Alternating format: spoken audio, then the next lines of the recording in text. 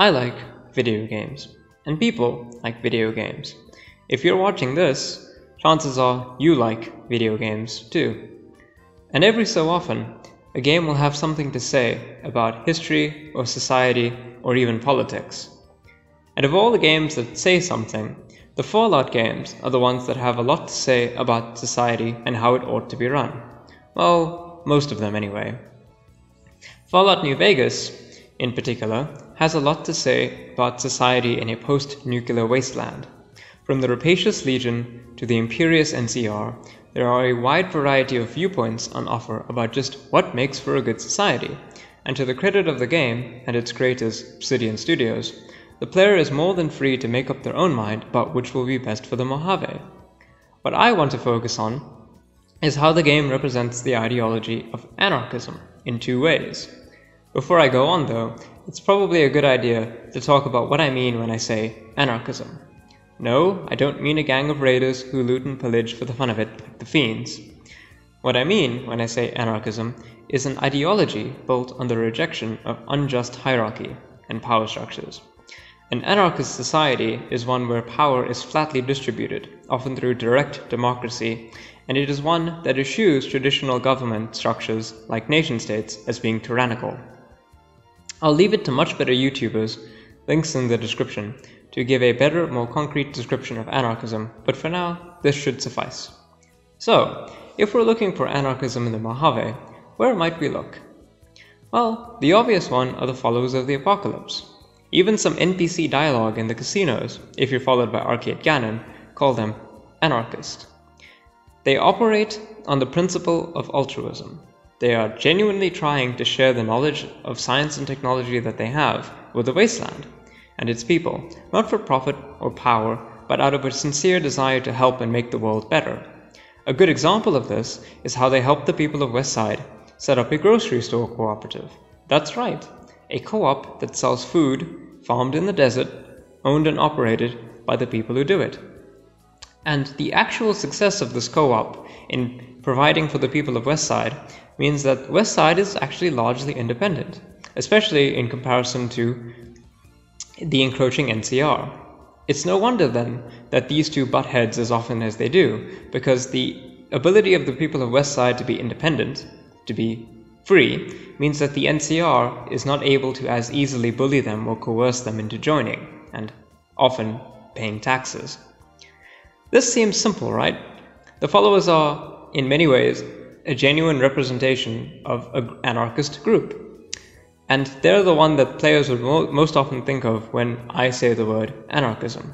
But what if I told you there was another group that also operated like anarchists in the wasteland?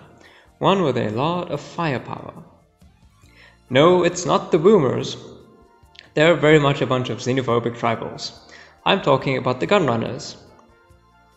While the history of the gunrunners is a complex story, and one you're not likely to get while buying a gun, the branch in New Vegas very much operates on anarchist principles.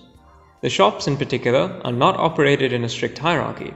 Every person from the gunsmith to the guard exercises their expertise in the field that they know, and they all collaborate together for the benefit of the company.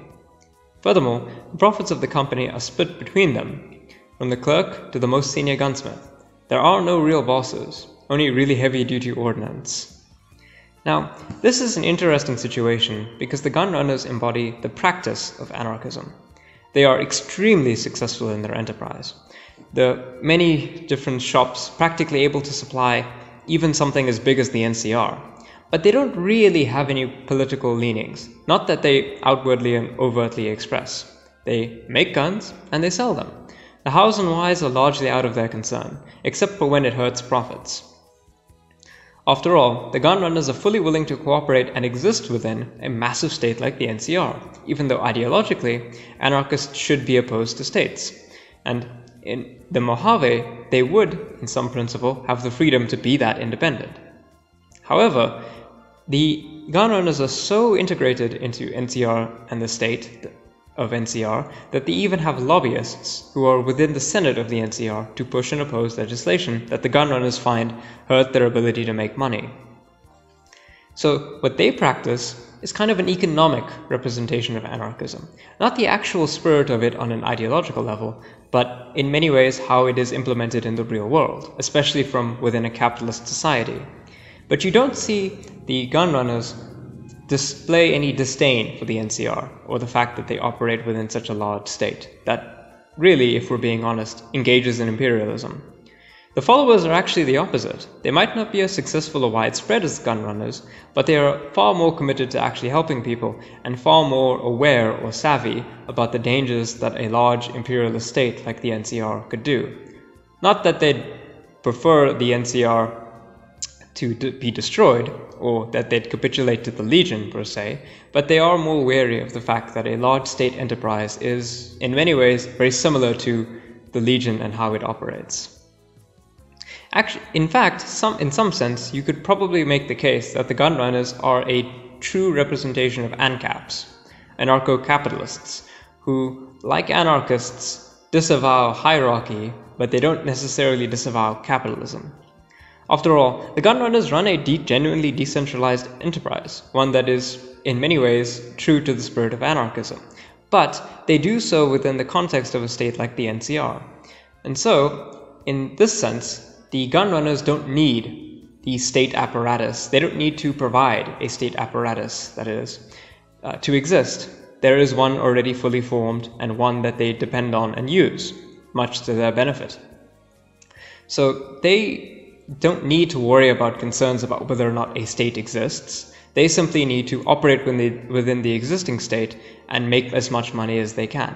But they don't necessarily need to be organized like a traditional workplace. So, do these facts confirm that Obsidian are in fact red-pilled? No, not at all.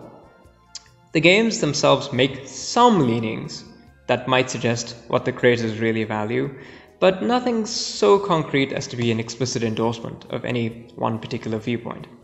Rather, what they wanted to show is how complex and diverse a post-apocalyptic wasteland could be, and so any omission of the tradition of anarchism would be horribly awry.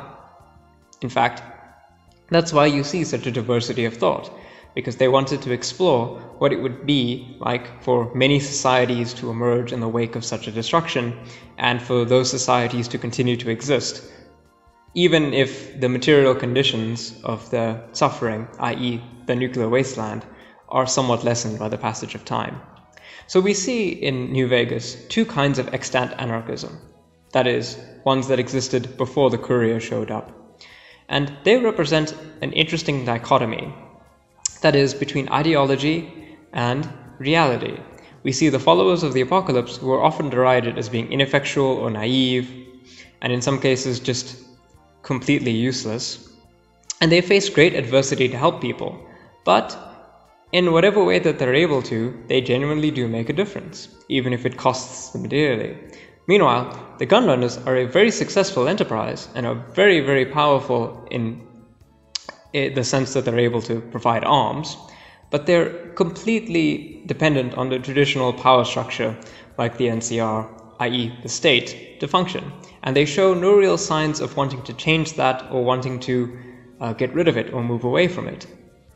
So you see two examples of anarchism in practice and in theory, and this really gives the player a lot to chew on when it comes to thinking about ideologies and politics in the wasteland.